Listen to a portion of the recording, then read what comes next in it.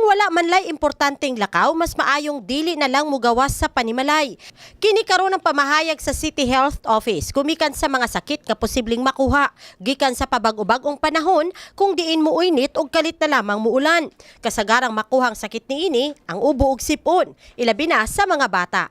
Sa pinakauwahing dato sa City Epidemiology and Surveillance Unit Conceso, migulang dunay 5,011 cases sa influenza-like illness ang natala sa Seso, gikan Enero hangtod Nobyembre 14 ning tuig. Kung diin ang edad sa mga nataptan sa maong sakit, sagad anaa sa 0-month-old ngadto sa 96 anyos. Ang Barangay Kalumpang ang dunay pinakadaghang nataptan niini nga naa sa 14% sa kinatibuk-ang ihap. Gisundan kini sa Barangay San Isidro, Barangay Lagaw ug Barangay Fatima. Hinuon walay naitalang patay. Apan ang datos taas kung itandi sa milabing tuig. Nga naa lamang sa 3,380 cases.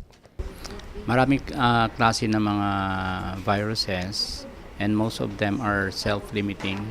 So itong mga nangyayari ngayon, especially on hot weather, nagtatribe talaga yung mga viruses so they can become active and they can multiply, dumadami sila. So kung mahina ang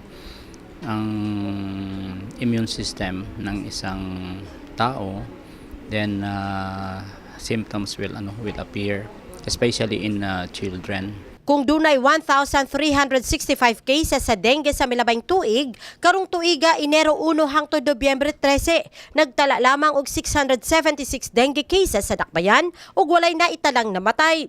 Kay hinumduman nga sa milabing tuig problema sa City Health ang pagtaas sa dengue cases, kung diin 14 ang natalang namatay gumikan sa maong virus. Ang kasi is really to have good nursing care. Kailangan din ang proper personal hygiene, yung proper diet, eating plenty of fruits and vegetables, and at the same time yung talagang healthy lifestyle.